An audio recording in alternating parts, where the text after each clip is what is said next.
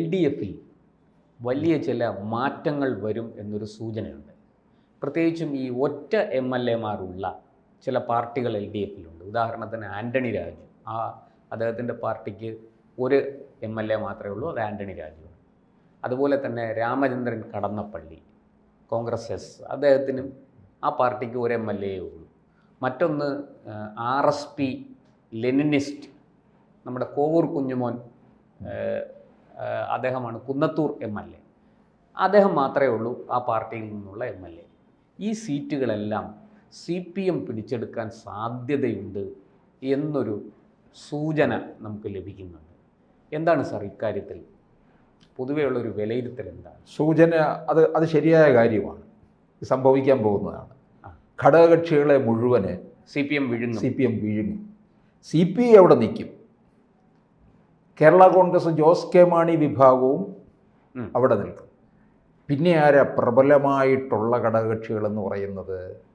അങ്ങനെ എല്ലാം ഒറ്റയാൾ പട്ടാളങ്ങളല്ല. അതെ, ഗണേശിന്റെ പാർട്ടിയുണ്ട്, പക്ഷെ ഗണേശിനെ അങ്ങനെ വിഴുങ്ങത്തില്ല. കാരണം ഗണേഷ് ഒറ്റയ്ക്ക് മത്സരിച്ചാലും പത്തനാപുരത്ത് ജയിക്കും. ഇപ്പൊ 5 തവണയായിട്ട് അദ്ദേഹം പത്തനാപുരത്തിന്റെ MLA 2001 മുതൽ. പിന്നെ അവിടെ പത്തനാപുരം കൊട്ടാരക്കരയിലെ ബാലകൃഷ്ണപിള്ളയ്ക്ക് ഒരു നല്ല ബെൽറ്റ് ഉണ്ട്. അത് ഗണേശന് അത് കീപ്പ് ചെയ്യുന്നുണ്ട്. ഈ 2006 അതിശക്തമായ VS തരംഗത്തിൽ പോലും കടപുഴകാതെ നിന്ന ഒരു വൻമരമാണ് ഗണേഷ്. അതെ, അതുകൊണ്ട് ഗണേഷിന്റെ മണ്ഡലത്തിൽ തൊട്ട് കളിക്കത്തില്ല. ഗണേഷിനെ അങ്ങനെ നിർത്തും. തിരുവനന്തപുരത്ത് ഒരു ഒരെണ്ണം ഉണ്ട്, തിരുവനന്തപുരം മണ്ഡലം തന്നെ അല്ലേ? പണ്ട് വെസ്റ്റ്, ഈസ്റ്റ്, നോർത്തൊക്കെ ആയിരുന്നു. ഇപ്പോൾ അതല്ല, തിരുവനന്തപുരം, വട്ടിയൂർക്കാവ്, കഴക്കൂട്ടം ഇങ്ങനെ പോയി.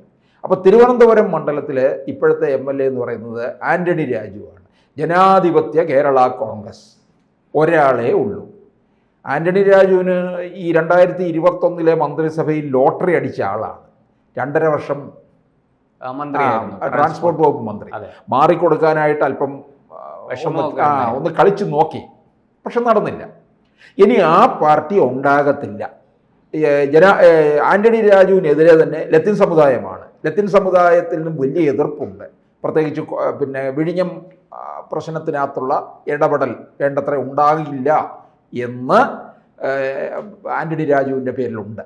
അതുകൊണ്ട് വോട്ട് കിട്ടാൻ വഴിയില്ല. UDFിൽ CMB ആ മണ്ഡലം നോക്കി വെച്ചിരിക്കുകയാണ്.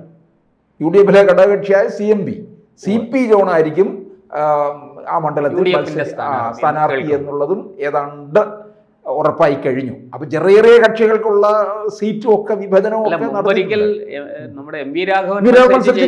അന്ന് വെസ്റ്റ്, അന്ന് തിരുവനന്തപുരം വെസ്റ്റ് MV രാഘവൻ വിജയിക്കുകയും ചെയ്തു. അപ്പൊ അത് വെച്ചാണ് ഇപ്പം CP ജോൺ നോട്ടം ഇട്ടിരിക്കുന്നത്. പിന്നെ കടന്നപ്പള്ളി പാവം അല്ലേ? നല്ല പ്രായമുണ്ട്. വേറൊരു കാര്യം, ഒരു കാലത്ത് EK നായനാരെ അവരെ തോപ്പിച്ച ആളാണ് കണ്ണൂരിൽ നിന്ന്. അപ്പം ഇനി അദ്ദേഹം ഒറ്റയാൾ പട്ടാളം തന്നെയാണ്. അവരുടെ എവിടെയെങ്കിലും ഒരു മീറ്റിംഗ് ഒക്കെ നടത്തുകയാണെങ്കിൽ ഇദ്ദേഹം തന്നെ വന്ന് വേണം കസേരയൊക്കെ പിടിച്ചിടാനും കാര്യങ്ങളൊക്കെ നടത്താൻ. അപ്പോൾ അദ്ദേഹത്തിന് നല്ല പ്രായമായി. ഇനിയിപ്പോൾ മത്സര രംഗത്ത് ഉണ്ടാകില്ല. ഇപ്പം മന്ത്രിയും കൂടിയാണല്ലോ. അത് CPM കയ്യിലെടുക്കും. ആന്റണി രാജുവിൻ്റെ മണ്ഡലവുമായി. അതെ, രാമേന്ദ്രൻ കടന്നപ്പള്ളിയുടെ മണ്ഡലമായി. പിന്നെ NCPക്ക് 2 MLA-മാരുണ്ട്. അതിൽ ഒന്ന് ശശീന്ദ്രൻ മന്ത്രിയാണ്. പിന്നെ കുട്ടനാട് തോമസ് K. തോമസ്. അത് എനിക്ക് തോന്നുന്നു ചിലപ്പോൾ അതങ്ങ് നിലനിർത്തി പോകും. അല്ലെങ്കിൽ അത് പിടിച്ചെടുക്കാനും സാധ്യതയുണ്ട്. പക്ഷേ കോഴിക്കോട് മണ്ഡലം അത് CPM-ന് പിടിച്ചെടുക്കും. അവിടെയാണല്ലോ ശശീന്ദ്രൻ 80 വയസ്സ് കഴിഞ്ഞു. അദ്ദേഹത്തിന് ഇപ്പം തന്നെ മാറ്റിയാൽ കൊള്ളാമെന്നും പറഞ്ഞ് NCP വലിയ ബഹളമൊക്കെ നടത്തിയതാണ്. അപ്പോൾ ശശീന്ദ്രനും പിണറായിയും തമ്മിൽ വലിയ അടുപ്പവുമാണ്. അതുകൊണ്ട് അങ്ങനെ നിർത്തിയിരിക്കുകയാണ്. അപ്പം ശശീന്ദ്രൻ മാറിക്കഴിഞ്ഞാൽ ആ മണ്ഡലം. ശശീന്ദ്രൻ പിണറായിയുടെ ഭാര്യയുടെ ഒരു ബന്ധുവാണ് എന്നും കേൾക്കുന്നുണ്ട്. അപ്പം ബന്ധുത്വം ഏറെയുണ്ട് എന്ന് പറയാം അല്ലേ?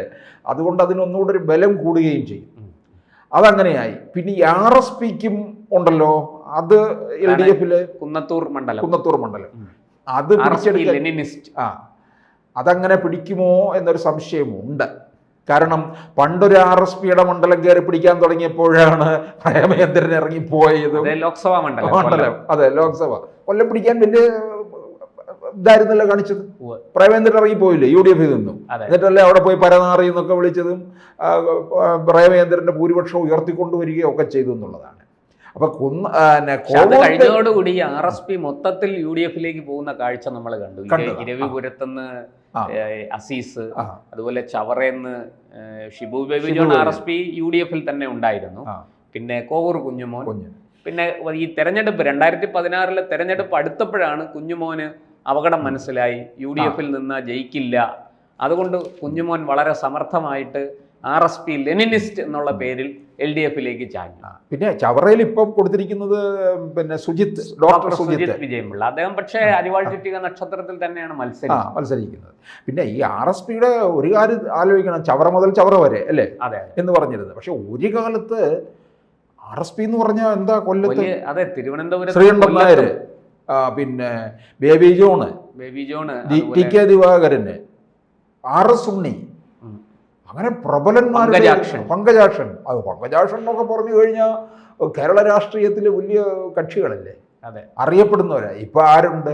ഷിബു ബേബി ജോണുണ്ട്. പിന്നെ ഇപ്പൊ നമ്മൾ അറിയപ്പെടുന്നു RSP എന്ന് പറയുമ്പോൾ പ്രേമേന്ദ്രൻ മാത്രമാണ്. RSP-യുടെ മുഖം പ്രേമേന്ദ്രനായി മാറിക്കഴിഞ്ഞു എന്നുള്ളതാണ്. അപ്പോൾ പിന്നെ അഹമ്മദ് ദേവർകോവിലിന്റെ മണ്ഡലം പിടിക്കുമോ? സാധ്യത ഉണ്ടോ സാർ അതിന്? കാരണം ഈ പറഞ്ഞതുപോലെ ഒരു മുസ്ലിം പിന്തുണ ആവശ്യമുണ്ട്. മലപ്പുറം ജില്ലയിൽ പ്രത്യേകിച്ചും ലീഗിനെ തോൽപ്പിക്കാൻ പറ്റുന്ന മണ്ഡലങ്ങൾ ഇപ്പോൾ അബ്ദുറഹിമാൻ, അതുപോലെ അഹമ്മദ് ദേവർകോവിൽ, ഇങ്ങനെയൊക്കെയുള്ള ചിലർ. ഇപ്പൊ KT ജലീലിന്റെ മണ്ഡലമുണ്ട്. അതിപ്പോ KT ജലീൽ കുറി അരിവാൾ ചുറ്റിക നക്ഷത്രത്തിലാണ് മത്സരിച്ചത്. പക്ഷെ KT ജലീലിന് ഇനി സീറ്റ് കൊടുക്കാൻ സാധ്യതയില്ല എന്നാണ് ഞാൻ മനസ്സിലാക്കുന്നത്. അത് അപ്പൊ ഈ മുസ്ലിം പിന്തുണ വേണമെന്നുള്ളത് കൊണ്ട് ചിലപ്പോൾ INL-നെ നിലനിർത്തും, അവരെയൊക്കെ അങ്ങനെ നിലനിർത്താൻ സാധ്യത. കാരണം ഏത് തരത്തില് അല്പം പ്രീണനം നടത്തി ആ ഭാഗത്ത് വോട്ട് ഇത് നേരിട്ട് CPM മത്സരിച്ചാൽ മലപ്പുറത്ത് ഒരുപക്ഷെ ഈ പറഞ്ഞ അഹമ്മദ് ദേവർകോവിലിന്റെയും അല്ലെങ്കിൽ ഈ അബ്ദുറഹിമാന്റെ ഒക്കെ മണ്ഡലത്തിൽ വിജയിക്കണമെന്നില്ല. ഇപ്പോൾ ഉദാഹരണത്തിന് നിലമ്പൂര് PV അൻവർ അവിടെ വന്നതുകൊണ്ടാണ് CPM-ന് അത് പിടിച്ചെടുക്കാൻ പറ്റിയത്. ഇല്ലായിരുന്നെങ്കിൽ അത് പിടിച്ചെടുക്കാൻ സാധിക്കില്ല. ആ മണ്ഡലം ഇപ്പം അവർക്ക് കിട്ടണമെന്നൊന്നുമില്ല, അത് പോകും, അത് LDF-ന്റെ കയ്യിൽ പോകും. കാരണം അൻവറിന് എന്തായാലും കുറച്ച് പിൻബലം അവിടെ ഉണ്ട്.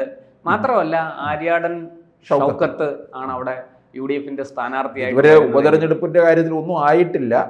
അൻവർ ജോയിയെ തന്നെ ഇറക്കണമെന്നും പറഞ്ഞ് നിൽക്കുകയാണ്. അത് UDF സമ്മതിക്കും, അത് കോൺഗ്രസ് സമ്മതിക്കുമെന്ന് എനിക്ക് തോന്നുന്നില്ല. പക്ഷെ അത് കാരണം ഷൗക്കത്ത് അവിടെ വലിയ പിടിവാശിയിലും മാത്രമല്ല ഷൗക്കത്തിനൊരു വാശിയുണ്ട്, അവിടെ മത്സരിച്ച് ജയിക്കണം, CPM-നെ അവിടെ തോൽപ്പിക്കണം എന്നൊരു വാശി. പിന്നെ രണ്ട് പ്രധാന ഘടകകക്ഷികളാണ് CPI-യും ജോസ് കെ മാണി വിഭാഗവും. അവര് രണ്ടുപേരെയും എന്തായാലും അവരുടെ ബാർഗൈനിങ് എത്ര വിജയിക്കുമെന്ന് കണ്ടു എന്നുള്ളതാണ് അറിയേണ്ടത്. കാരണം ജോസ് കെ മാണി ഈ ചിലപ്പോൾ ചാടിക്കളയുമെന്നുള്ള ഒരു ഭീഷണി വല്ലതും നടത്തിയാൽ ചിലപ്പോൾ വിട്ടുവീഴ്ച ചെയ്യാൻ തയ്യാറാകും. CPI-യെ പിന്നെ ചവിട്ടി മതിക്കുകയും ചെയ്യും. അതാണ് CPM ചെയ്തുകൊണ്ടിരിക്കുന്നത്.